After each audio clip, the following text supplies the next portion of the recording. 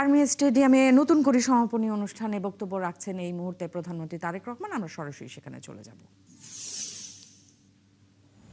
বিড়াল, হাঁস, মুরগি, গরু, ছাগল, যত রকম পশু পাখি আছে আমরা চেষ্টা করব, এইগুলো আমাদের দেশের সম্পদ।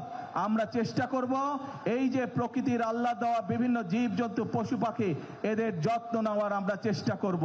যত্ন যদি নিতে পারে অন্তত আমরা চেষ্টা করব তাদের যাতে কোনো প্রকার ক্ষতি হতে না পারে, সেই চেষ্টাটি আমরা করব। কি বন্ধুরা, আমাকে এই হেল্পটা করবে? তোমরা করবে? Thank you so much. আর শেষ কথা হলো, আজকের বক্তব্যের শেষ কথা হলো, আমরা আছি, তোমরা যে পড়ালেখা করতে চাইবে সরকার থেকে আমরা তার ব্যবস্থা করব যাতে সে ভালো করে পড়ালেখা করতে পারে। তোমরা যে গান গাইতে চাইবে, যে ছবি আঁকতে চাইবে, যে খেলাধুলা করতে চাইবে, আমরা সব রকম তোমাদেরকে সহযোগিতা করার সর্বোচ্চ চেষ্টা করবে সরকার। কিন্তু তোমাদেরকে সঠিকভাবে তোমাদেরকে গড়ে তুলতে হবে। তোমাদের দিকে বাংলাদেশের ভবিষ্যৎ তাকিয়ে আছে, বাংলাদেশ তোমাদের দিকে তাকিয়ে আছে। তোমরা যদি নিজেদেরকে গড়ে তুলতে পারো, আমরা একটা সুন্দর বাংলাদেশ গড়ে তুলতে পারবো। এই কাজ আমরা হয়তো শুরু করেছি, আমরা মাত্র শুরু করতে পারবো, কিন্তু বাংলাদেশ গড়ার কাজ তোমাদেরকে এগিয়ে নিয়ে যেতে হবে, এগিয়ে নিয়ে যেতে হবে তোমাদেরকে। বাংলাদেশ গড়ার কাজ পারবে এগিয়ে নিয়ে যেতে? কে বন্ধুরা, কে বন্ধুরা পারবে? Thank you. আজকে আর বক্তৃতা না, চলো যারা আজকে জিতেছে তাদেরকে আমরা আজকে অভিনন্দন জানাবো। এই যারা জিতেছে, যারা খেলোয়াড় আছে, এদেরকে এই পর্যন্ত আসার জন্য তাদের পরিবারের বাবা মাদেরকে আমি আন্তরিকভাবে ধন্যবাদ জানাই। তাদের স্কুলের শিক্ষক যারা সহযোগিতা করেছেন, বিভিন্ন কোচ বৃন্দ যারা সহযোগিতা করেছেন, প্রত্যেকটি মানুষকে আমি অন্তরের অন্তঃস্থল থেকে আন্তরিকভাবে ধন্যবাদ জানাই, আন্তরিকভাবে অভিনন্দন জানাই। আপনারা যেই কষ্ট করেছেন সেই কষ্টের মূল্য ইনশাল্লাহ আপনারা পাবেন যখন আপনারা এই বাচ্চাগুলোকে দেখবেন আন্তর্জাতীয় এবং আন্তর্জাতিক রূপ অঙ্গনে নিজেদেরকে প্রতিষ্ঠিত করতে সক্ষম হয়েছে। সেদিন আমাদের সকলের বুকটা আপনাদের সাথে, আপনারা যারা সহযোগিতা করেছেন, আপনাদের সাথে আমাদের সকলের বুকটা সেদিন ভরে উঠবে। আসুন, এই মাঠে আজকে আমাদের বাচ্চারা খেলা করেছে, এই মাঠে কেউ জিতেছে, কেউ এখনো জিততে পারে না। ইনশাল্লাহ আগামী দিনে তারা আবার প্রতিযোগিতা করবে। আসুন আমরা চেষ্টা করি, এই মাঠ নয়, ইনশাল্লাহ আমাদের বাচ্চারা যাতে আগামী দিনে আন্তর্জাতিক পর্যায়ের মাঠে জিতে ট্রফি বাংলাদেশে নিয়ে আসতে পারে। এটাই হোক আজকে আমাদের প্রত্যাশা, এটাই হোক আজকে আমাদের আশা। সকলকে আল্লাহ হাফেজ। বাংলাদেশ জিন্দাবাদ। আন্তরিক ধন্যবাদ ও অশেষ কৃতজ্ঞতা। দর্শক, আমরা এতক্ষণ আর্মি স্টেডিয়ামে ছিলাম। নতুন করে যে সমাপনী অনুষ্ঠান, সেখানে প্রধানমন্ত্রী তারেক রহমান বক্তব্য রাখছিলেন। আমরা সরাসরি সেখানে ছিলাম। যেতে চাই বিস্তারিত সব খবরাখবরে। 6 নবজাতকের মৃত্যুর ঘটনায় বাতিল হওয়ার রাজধানীর বড় মগবাজারের আদ্দিন মেডিকেল কলেজ হাসপাতালের লাইসেন্স প্রায় 1.5 মাস পর পুনর্বহাল করেছে সরকার। একই সাথে হাসপাতালটিকে 3 শর্তে আবারও কার্যক্রম পরিচালনার অনুমতি দেওয়া হয়েছে। আজ স্বাস্থ্য ও পরিবার কল্যাণ মন্ত্রণালয়ের সচিব মোহাম্মদ কামরুজ্জামান চৌধুরীর সাইন করা প্রজ্ঞাপনে এ তথ্য জানানো হয়। এতে বলা হয়, 6 নবজাতকের মৃত্যুর ঘটনায় হাসপাতালটির লাইসেন্স বাতিলের পর কর্তৃপক্ষ আপিল করে। তদন্ত কমিটি সরজমিন পরিদর্শন করে প্রতিবেদন জমা দিলে তা সন্তোষজনক বিবেচিত হওয়ায় হাসপাতালটির লাইসেন্স বাতিলের আদেশ প্রত্যাহার করা হয়েছে। তবে পুনরায় কার্যক্রম পরিচালনার অনুমতির সাথে কয়েকটি শর্ত আরোপ করা হয়েছে। শর্ত অনুযায়ী হাসপাতাল পরিচালনায় 1982-র বিধান যথাযথভাবে পালন করতে হবে। এছাড়া লাইসেন্সের শর্ত অনুযায়ী প্রয়োজনীয় ডিউটি চিকিৎসক ও নার্স নিয়োগের প্রক্রিয়া দ্রুত সম্পূর্ণ করতে হবে। ভবিষ্যতে লাইসেন্সের কোনো শর্ত মানতে ব্যর্থ হলে সরকার ক্ষমতাপ্রাপ্ত কর্তৃপক্ষের মাধ্যমে আইনি ব্যবস্থা নিতে পারবে।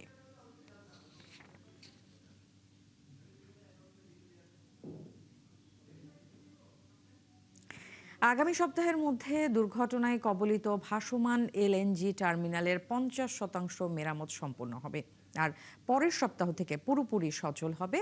ফলে গ্যাসের সরবরাহ সংকট কেটে যাবে, এমন প্রত্যাশা বিদ্যুৎ, জ্বালানি ও খনিজ সম্পদ প্রতিমন্ত্রী অনিন্দ্য ইসলাম অমিতের। সোমবার সচিবালয়ে সাংবাদিকদের প্রশ্নের জবাবে তিনি এসব কথা বলেন। শারমিন নীরার রিপোর্ট।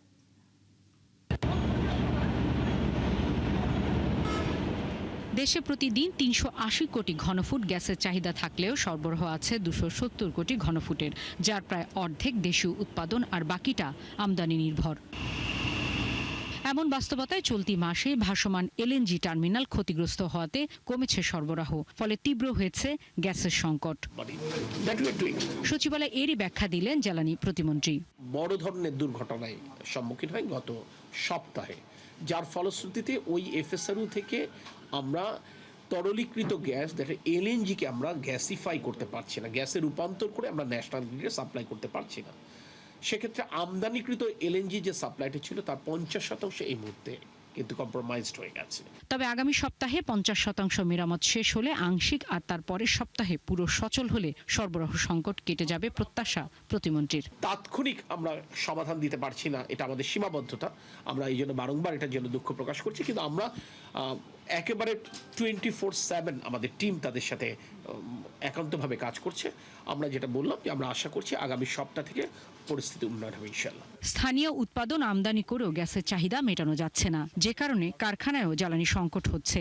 প্রশ্নের জবাবে বলেন জ্বালানি প্রতিমন্ত্রী, বড় ইন্ডাস্ট্রি সে তার মতো করে একটা করবে, এটার জন্য এটা ট্যাঙ্কারে আসবে। আমরা চিটাগাং পোর্টে ধরেন ট্যাঙ্কারটা রিলিজ হবে, আমরা দেখি না 20 ফিট ট্যাঙ্কার বিভিন্ন জায়গায়, ঢাকার বিভিন্ন জায়গায় ছড়িয়ে আছে চিটাগাংতে, ঠিক ওই একেবারে বড় ট্রেলারে করে ওই ট্যাঙ্কার চলে যাবে পাওয়ার প্ল্যান্ট কিংবা ইন্ডাস্ট্রিতে। দীর্ঘমেয়াদে ভোলায় গ্যাসের চাহিদা পূরণ করে বাকিটা এলএনজিতে রূপান্তর করে অন্য অঞ্চলে সরবরাহ করা হবে পরিকল্পনার কথা জানান জ্বালানি প্রতিমন্ত্রী। ভোলায় স্থাপিত শিল্প কলকারখানার, ভোলায় স্থাপিত পাওয়ার প্ল্যান্টের ভোলার সকল চাহিদা পূরণ করবার পরে যদি উদ্বৃত্ত গ্যাস থেকে থাকে সেইটা আমরা আনতে চাই। শারমিন নীরা, ৭১, ঢাকা। রাজধানীর সিএনজি ফিলিং স্টেশনগুলোতে গ্যাস সংকট চরমে পৌঁছেছে। যানবাহন চালকরা কোথাও কোথাও গ্যাস পেলেও কিছু কিছু স্টেশনে একেবারেই নেই। কবে নাগাদ এই সমস্যার সমাধান হবে তাও জানেন না তারা। এতে প্রভাব পড়েছে চালকদের আয় রোজগার থেকে শুরু করে সবখানে। আর সিএনজি স্টেশন কর্মকর্তারা বলছেন সরবরাহ স্বাভাবিক না থাকায় গ্রাহকদের গ্যাসের চাহিদা মেটাতে পারছেন না তারা। মোহাইমুনুল খান অপুর রিপোর্ট। ঢাকার সিএনজি স্টেশনগুলোতে যানবাহনের এই দীর্ঘ লাইনেও ভোগান্তির চিত্র স্পষ্ট। গ্যাসের জন্য ঘন্টার পর ঘন্টা অপেক্ষা চালকদের, তারপরও মিলছে না কাঙ্ক্ষিত গ্যাস। এতে চরম ভোগান্তিতে পড়েছেন সিএনজি চালিত যানবাহনের চালক, গণপরিবহন খাতের কর্মী ও যাত্রীরা। এটি রাজধানীর তেজগাঁও সিএনজি ফিলিং স্টেশন। সকাল 7টা থেকেই গ্যাস নেই, তবুও 6 ঘন্টার বেশি সময় ধরে অপেক্ষা চালকদের। ভোর 5টার থেকে দাঁড়ায় রয়েছি, সিরিয়ালে দাঁড়ায় রয়েছি, আস্তে আস্তে আস্তে এই পর্যন্ত গ্যাস পাম্প বন্ধ, একবার টোটালি গ্যাস নেই। আমি গাড়ি 6টার দিকে লাইন দিচ্ছি, আজ এখন বাজে কটা, প্রায় 12টা। 6 ঘন্টা হয়ে গেছে, এখন পর্যন্ত গ্যাস তো পাইলাম না। কখন গ্যাস আসবে সেটা তো ওনারা বলতে পারে না, আসলে পরে মেশিন স্টার্ট হবে। আবার দীর্ঘ সময় লাইনে থেকে গ্যাস পাচ্ছেন মাত্র 29 টাকার, যা দিয়ে 1 ঘন্টা চালাতে পারবেন। ফলে এমন সংকটের প্রভাব পড়েছে চালকদের আয় রোজগারেও। 29 টাকা ঘন্টা খানেক চলা যাবে, আর পরে আবার 1.5-2 ঘন্টা লাইনে দাঁড়াইতে হবে। মাহাজনে তো আমার করতে 1 টাকাও কম দেয় না, যা জমা তাই নেয়। কিন্তু আমরা তো মাহাজনে জমা দিয়া আর এই গ্যাসের সিরিয়াল ধরি আমরা 1 টাকাও ঘরে নিতে পারি না। আমরা দৈনিক ইনকাম যা করি তা দিয়ে আমাদের ফ্যামিলি বা সংসার নিয়ে চলতে পারি, কিন্তু এখন যে বর্তমান পরিস্থিতি, এই পরিস্থিতিতে আমাদের কাছে চলা অনেক কঠিন হয়ে যাচ্ছে। খালি পকেটে আই আবার খালি পকেটে বাসায় যাই হাঁটতে মনে করেন যে আমাদের ফ্যামিলি যে নিয়ে চলবো ওই চলার মতো পাবো এই 1 সপ্তাহ ধরে নাই। সিএনজি স্টেশনের কর্মকর্তারা বলছেন সরবরাহ স্বাভাবিক না থাকায় গ্যাস দিতে পারছেন না তারা। সকাল 7:25 থেকে নাই, মানে লো হওয়া শুরু করছে। এটা 8টা পর্যন্ত যে একেবারে আসছিল না। যে পরিমাণ গ্যাসটা তাদের সিলিন্ডারে যাওয়ার কথা ওইটার 4 ভাগের 1 ভাগ চলে আসে, কারণ আমাদের ফ্লোটাও কম, চাপটাও কম, ওদেরও চাপটাও কম। সম্ভবত দামটা বাড়ায় দিলেই সরকার মনে হয় চাপটা ঠিক করে দিতে পারে। এদিকে বেশ কিছুদিন ধরেই সিএনজি বিক্রিতে কমিশন বৃদ্ধির দাবি করেছে পাম্প মালিকরা। এ নিয়ে 30 জুলাই পাম্প বন্ধের কর্মসূচিও দেয় তারা। তবে এবার তা স্থগিত করে নতুন করে আলটিমেটাম দিয়েছে সিএনজি স্টেশন মালিকরা। যদি সমস্যার সমাধানসমূহ যথাযথভাবে সমাধান না হয়, তবে আমরা আগামী মাসের 23 আগস্ট তারিখ থেকে আমরা সারা দেশের সমস্ত স্টেশনগুলি বন্ধ রাখবো। স্টেশনগুলোতে 15 PSI চাপে গ্যাস সরবরাহের কথা থাকলেও বাস্তবে মাত্র 2 PSI মিলছে বলে অভিযোগও করেন তারা। মোহাইমুনুল খান অপু, ৭১, ঢাকা। অবশেষে কাজ শুরু হলো চীনা অর্থনৈতিক শিল্পাঞ্চলের।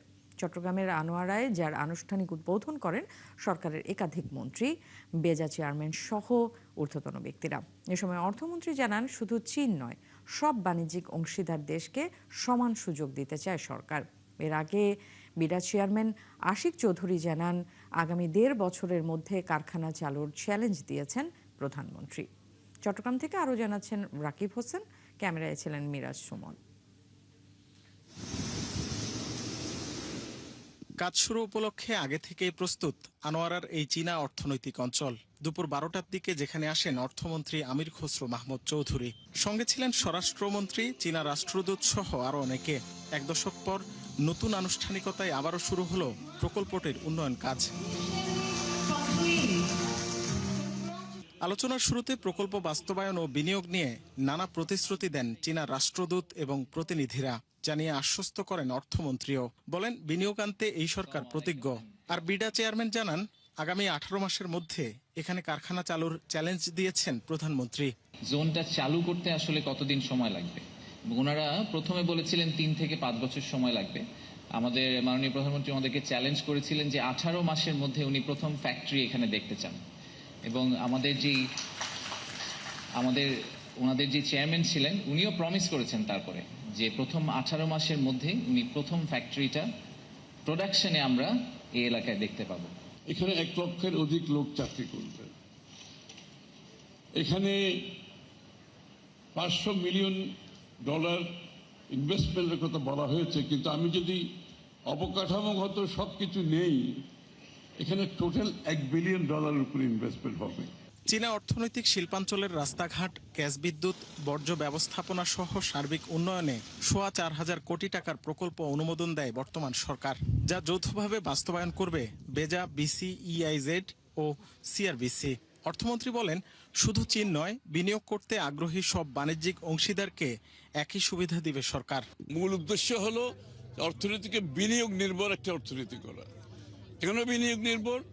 বিনিয়োগ নির্ভরের মাধ্যমে বাংলাদেশের গ্রোথ যদি আমরা বাড়াতে চাই, বাংলাদেশে যদি আমরা কর্মসংস্থান সৃষ্টি করতে চাই, আমরা যে $1 ট্রিলিয়ন ইকোনমির কথা বলছি 2034-এ, সেখানে যেতে হলে আমাদেরকে বিনিয়োগ ছাড়া, এবং মোস্টলি প্রাইভেট বিনিয়োগ, প্রাইভেট সেক্টর বিনিয়োগ, বিদেশি বিনিয়োগ। আমরা দেশি এবং বিদেশি সকল বিনিয়োগকারীদের জন্য আমরা নিরাপত্তা নিশ্চিত করব, সিকিউরিটি নিশ্চিত করব ফর অল ইনভেস্টার্স, এবং প্রত্যেকটা ফেজে, এইটা ডেভেলপমেন্টের প্রত্যেকটা ফেজে আমরা সেটা এনশিওর করব। নতুন প্রকল্পের সূচনা উপলক্ষে চীনা অর্থনৈতিক শিল্পাঞ্চলে গাছের চারাও রোপণ করা হয়। আজকের এই আনুষ্ঠানিকতা তখনই পূর্ণতা পাবে যখন প্রত্যাশিত বিনিয়োগ ও কর্মসংস্থান নিশ্চিত হবে। এজন্য যে কোনো মূল্যে নিশ্চিত করতে হবে এই প্রকল্পের সঠিক বাস্তবায়ন, না হলে ভেস্তে যাবে সবই। রাকিব হোসেন, ৭১, আনোয়ারা, চট্টগ্রাম। শাপলা চত্বরে হত্যাযজ্ঞে মানবতা বিরোধী অপরাধের মামলায় শেখ হাসিনা, সাবেক সেনাপ্রধান আজিজ সহ ৪১ জনের বিরুদ্ধে অভিযোগ আমলে নিয়েছেন আন্তর্জাতিক অপরাধ ট্রাইব্যুনাল। সেই সাথে পলাতক শেখ হাসিনা, আজিজ, বেনজির সহ আসামিদের বিরুদ্ধে গ্রেফতারি পরোয়ানা জারি করা হয়েছে। এ নিয়ে চিফ প্রসিকিউটর বলেন, হেফাজতে ইসলামকে নিশ্চিহ্ন করতেই ২০১৩ সালের ৫ মে শাপলা চত্বরে পরিকল্পিত গণহত্যা চালানো হয়। বিস্তারিত জানাচ্ছেন মাইনুল মারুফ। ২০১৩ সালের ৫ মে রাতের নীরবতার বদলে শাপলা চত্বর এলাকা প্রকম্পিত হয় সাউন্ড গ্রেনেড, গুলি, সাইরেন আর আর্তনাদের শব্দে। ভেস্তে যায় হেফাজতে ইসলামের মহাসমাবেশ। তখন সেই ঘটনায় হতাহতের বিষয়টি অস্বীকার করে আওয়ামী লীগ সরকার। সরকারের পক্ষ থেকে দাবি করা হয়, কেউ নিহত হয়নি, রং মেখে শুয়েছিল তারা। ২৪শে জুলাই আন্দোলনে ক্ষমতাচ্যুত শেখ হাসিনা পালিয়ে যাওয়ার পর শাপলা চত্বর হত্যাযজ্ঞের তদন্তে নামে ট্রাইব্যুনালের তদন্ত সংস্থা। সোমবার এই মামলায় শেখ হাসিনা, বেনজির আহমেদ, আজিজ আহমেদ, সাবেক আইজিপি শহীদুল হক, শামসুল হক টুকু সহ ৪১ জনের বিরুদ্ধে অভিযোগ আমলে নেয় ট্রাইব্যুনাল ২। জারি করা হয় পলাতক আসামিদের বিরুদ্ধে গ্রেপ্তারি পরোয়ানা। আমাদের এই হেফাজতের ইনভেস্টিগেশনের মধ্যে ৪১ জনকে আমরা সরাসরি তাদের সম্পৃক্ততা পেয়ে ৪১ জনকে আমরা সেন্ট আপ করেছি। তাদের বিরুদ্ধে আমরা আজকে ফর্মাল চার্জ দাখিল করেছি এবং এই ৪১ জনের বিরুদ্ধেই মাননীয় ট্রাইব্যুনাল নাম্বার ২ অভিযোগ তারা আমলে নিয়েছেন।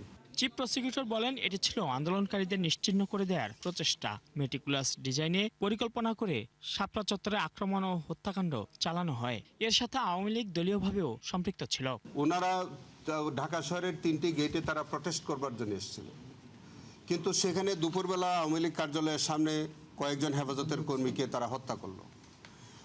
হত্যা করার পরে তারা যখন বলল যে এটার প্রতিবাদ স্বরূপ আবার যখন শাপলা চত্বরে তারা জমায়েত হবেন, তখন এরই মধ্যে শেখ হাসিনা এবং তার যে মন্ত্রী পরিষদের সদস্যবৃন্দ তারা বৈঠক করলেন, একত্রে বসে মিটিং করলেন এবং কিভাবে হেফাজতকে সেখানে বৈঠক করতে না দেওয়া যায় সেই জন্য তারা ওখানে বসে তারা পরিকল্পনা করলেন, কনস্পিরেসি করলেন।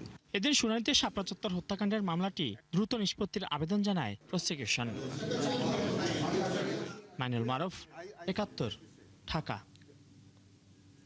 রাষ্ট্রপতি নির্বাচনের তফসিলের বিষয়ে আগামীকাল সংসদ ভবনে সকাল 11টায় ভারপ্রাপ্ত স্পিকারের সাথে দেখা করবেন প্রধান নির্বাচন কমিশনার AMM নাসির উদ্দিন। আজ নির্বাচন কমিশনের সিনিয়র সচিব আক্তার আহমেদ সাংবাদিকদের কথা জানান। নিয়ম অনুযায়ী রাষ্ট্রপতির নির্বাচনের তফসিল ঘোষণার আগে স্পিকারের সাথে সাক্ষাৎ করেন সিইসি।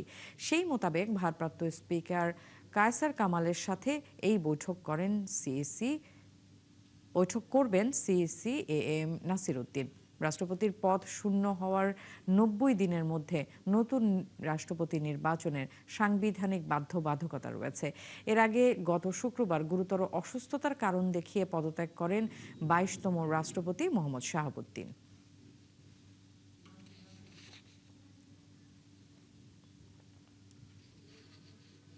আগামীকাল সকাল 11টার সময় নির্বাচন কমিশন মহামান্য রাষ্ট্রপতির নির্বাচনের বিষয়ে আলোচনা করার জন্য মাননীয় স্পিকার মহোদয়ের সাথে সাক্ষাৎ করবেন। এটাই হচ্ছে আমার কাছে এখন পর্যন্ত খবর। কালকে আলোচনার পরে যদি কোনো কিছু আবার আপনাদেরকে জানাতে হয় আমি জানিয়ে দেব। বিএনপিকে যারা ফ্যাসিবাদের দল বলে তাদের জ্ঞানের অভাব রয়েছে বলে মন্তব্য করেছেন বিএনপি মহাসচিব মির্জা ফখরুল ইসলাম আলমগীর। এছাড়া রাষ্ট্রপতি হিসেবে দলের স্থায়ী কমিটির সিদ্ধান্তই চূড়ান্ত বলে জানান তিনি। সকালে রংপুরের টার্মিনাল এলাকায় বাংলাদেশ পল্লী উন্নয়ন বোর্ড BRDBর বিভাগীয় কার্যালয় উদ্বোধন শেষে মির্জা ফখরুল এসব কথা বলেন। শাহিন আলমের ছবিতে শাহ বায়েজিদ আহমেদের প্রতিবেদন। সোমবার সকালে নগরীর টার্মিনাল এলাকায় BRDBর নবনির্মিত বিভাগীয় কার্যালয়ের উদ্বোধন করেন স্থানীয় সরকার মন্ত্রী মির্জা ফখরুল ইসলাম আলমগীর। উদ্বোধন শেষে সাংবাদিকদের বিভিন্ন প্রশ্নের জবাব দেন তিনি। এ সময় মন্ত্রী বলেন, বিএনপিকে যারা ফ্যাসিবাদের দল বলে তাদের জ্ঞানের অভাব রয়েছে।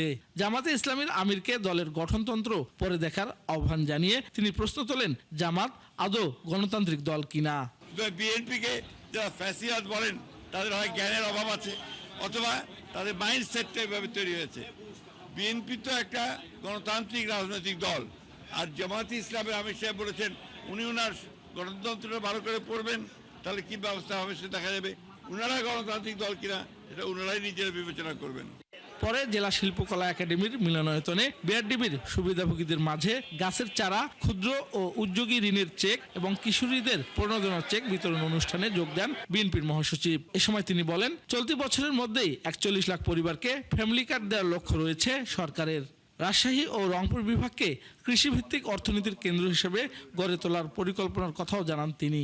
রংপুর, রাজশাহী এই বিভাগগুলোকে তিনি এগ্রিকালচার হাব, কৃষি কেন্দ্র করতে চান এবং এগুলোখানে তিনি সমস্ত বড় বড় সঙ্গে সঙ্গে মাঝারি বা ছোট যারা বিনিয়োগকারী যারা ইনভেস্ট করবে তাদেরকে নিয়ে এসে তিনি কৃষিজাত পণ্য বিক্রয়ের ব্যবস্থা করতে চান।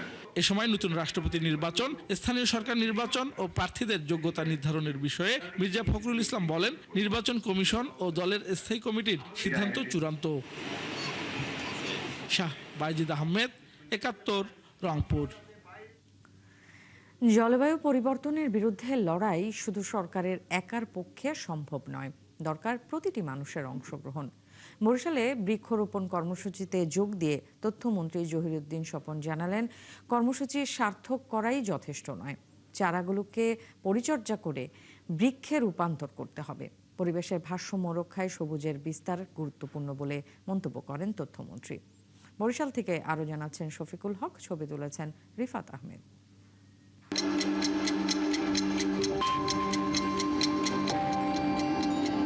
নদী, খাল আর দিগন্ত জোড়া সবুজে মোড়ানো এক জনপদ বরিশাল। প্রকৃতি যেখানে প্রতিদিন নতুন করে আঁকে জীবনের ছবি। কিন্তু এই সৌন্দর্যের আড়ালেই ধীরে ধীরে বদলে যাচ্ছে প্রকৃতির ভাষা। বাড়ছে নদী ভাঙন আর দীর্ঘস্থায়ী জলাবদ্ধতা। সব মিলিয়ে জলবায়ু পরিবর্তনের প্রভাব সবচেয়ে বেশি অনুভব করছে দক্ষিণাঞ্চলের মানুষ।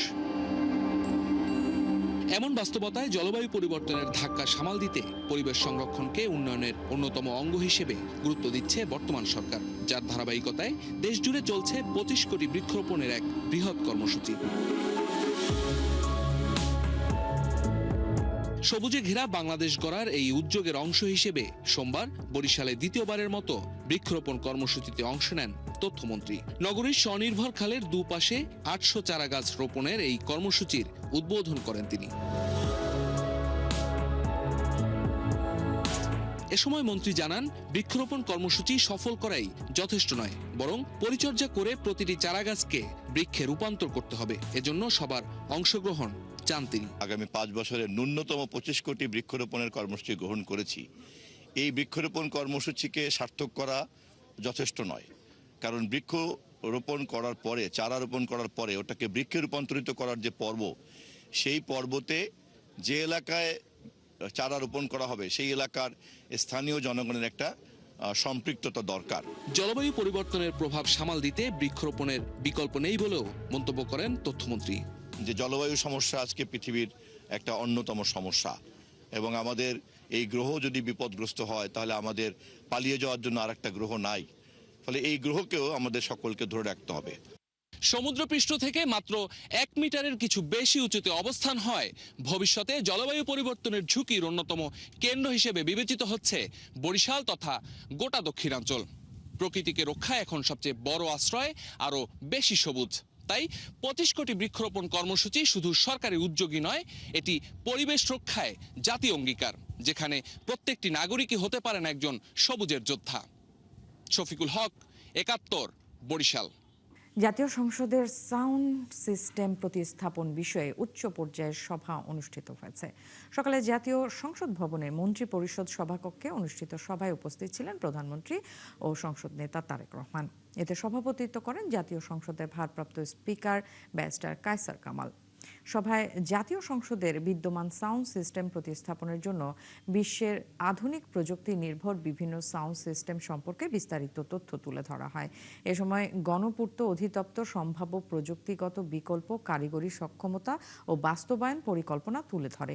আধুনিক সাউন্ড সিস্টেমের প্রযুক্তিগত বৈশিষ্ট্য, কার্যকারিতা ও জাতীয় সংসদের কার্যক্রমের সঙ্গে সামঞ্জস্যপূর্ণ বিভিন্ন দিক নিয়েও আলোচনা করা হয় সভায়। সামাজিক যোগাযোগ মাধ্যমে ভুয়া জিন, তান্ত্রিক ও কবিরাজের নামে অলৌকিক সমাধানের প্রলোভন দেখিয়ে প্রতারণা করা একটি চক্রের 3 সদস্যকে গ্রেফতার করেছে police bureau of investigation PBI.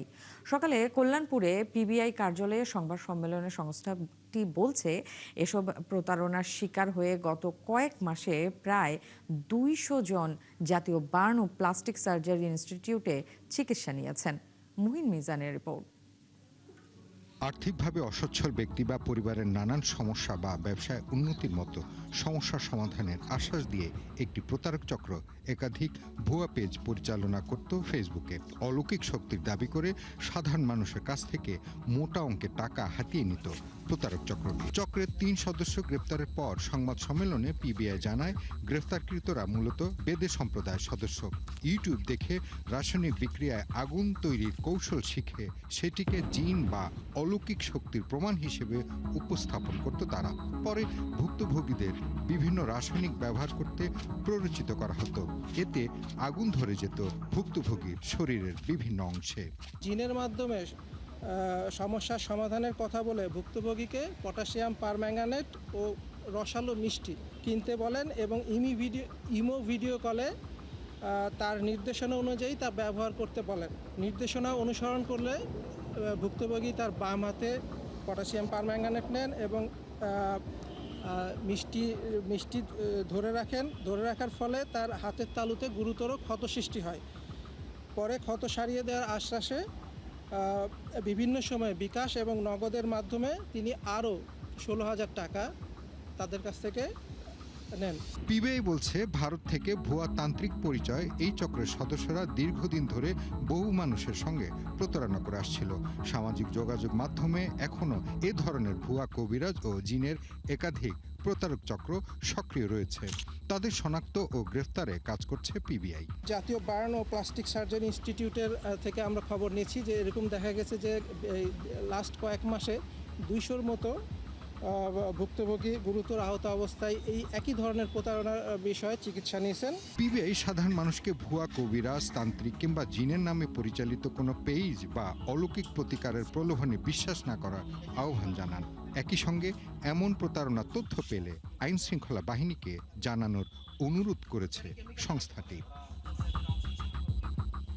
Mahim Mizan, ৭১, Dhaka. Kafrul থানা যুবদলের সদস্য সচিব হাফিজুল ইসলাম বাবুকে হত্যার জন্য 25 লাখ টাকায় শুটার ভাড়া করে স্বেচ্ছাসেবক দলের যুগ্ম আহ্বায়ক হাফিজুর রহমান ওরফে সিএনজি হাফিজ, তার পরিকল্পনাতেই কাফরুলে সশস্ত্র হামলা হয়। এতে যুবদল কর্মী ইউসুফ নিহত হয়।